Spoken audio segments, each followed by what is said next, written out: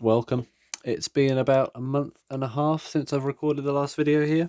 I'm here again behind the camera, and I'm going to see if I can sort of make it like it wasn't a month and a half since I recorded. Hopefully I can remember how I do things here, because I've kind of forgotten how to record a video. But hopefully over the course of this recording it'll all come back to me. You might be able to hear my chair squeaking. It's the same chair as last time, but it's gotten squeakier and squeakier. I think I need to tighten it up or something. I don't know. I don't know what's going wrong with it. Anyway, maybe you can't hear it. If you can't, that's even better. Oh, we're talking about chairs. That's a good start, isn't it? All right, as you can see, we have this at the back. I've had this for a while. Probably touched on it in a few videos before. Touched on it like that. Oh god, yeah, it's all coming back to me now. And it's a small Enfield mantel clock or timepiece because it doesn't have a gong or a bell, or it doesn't strike the hours in any way. It's just a simple tells the time item, a machine. It is a machine, isn't it? A clock is a machine that tells the time if you wind it up and set it to the right time, that is. Yeah, what's to say about it? It's a nice pleasing design. It's not the most complicated design, it's quite a simple one.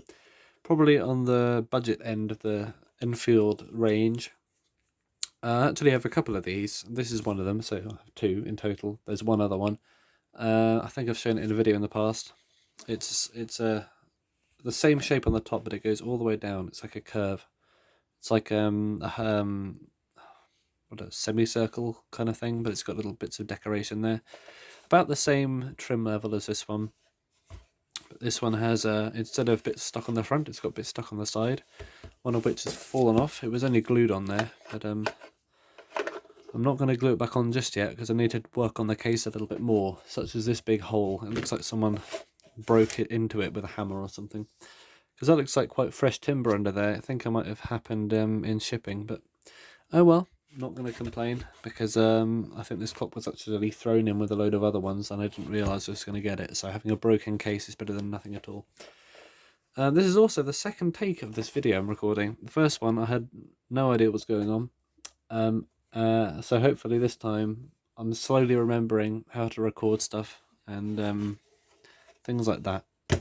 So that explains why I've already taken the knob and the winder off, which just the knob pulls off in the middle and the winding key just unscrews in the direction opposite to the arrow indicates. So that'll be clockwise, I believe, on this one. Yeah, because it usually winds anti-clockwise. Turn it clockwise and the key unscrews itself.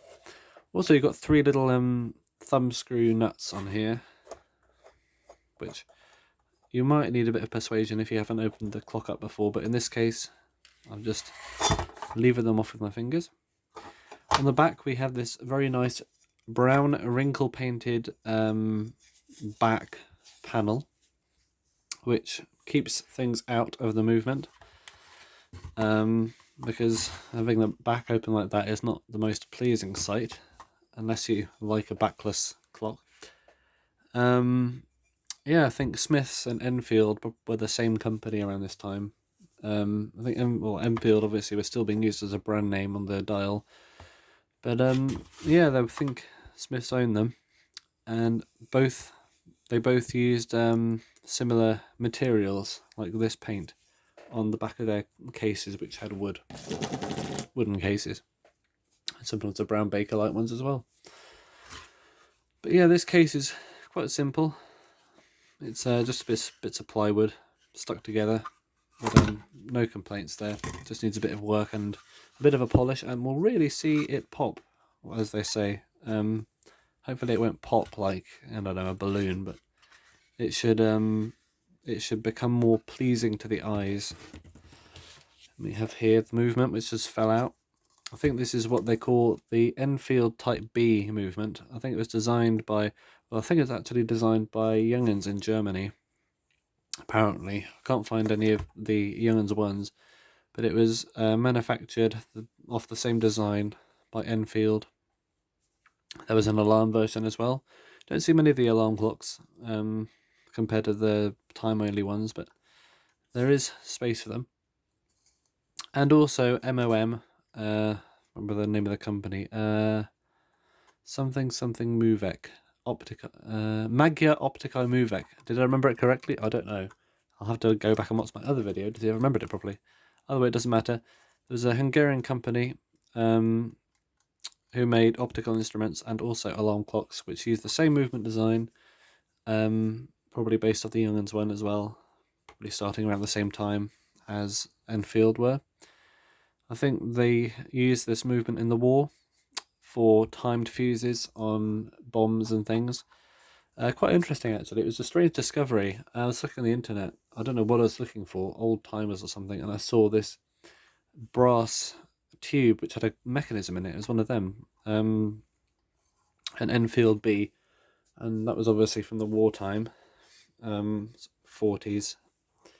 So that's probably when they started using it, and it took over from the Type A, which is a bigger movement.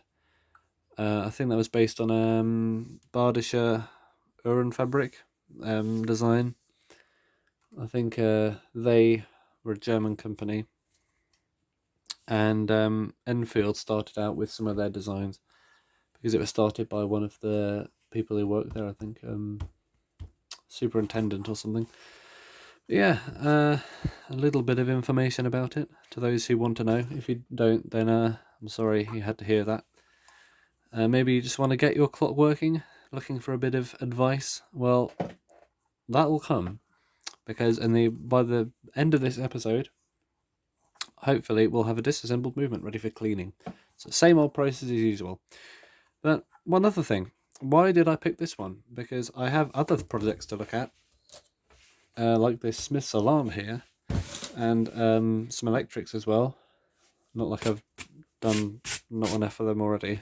No. Well, it's mantel clock season, apparently.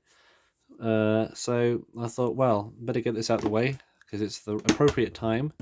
All you clock people out there need to know that. So I'm actually going to work on this, which leads up to an actual mantel clock.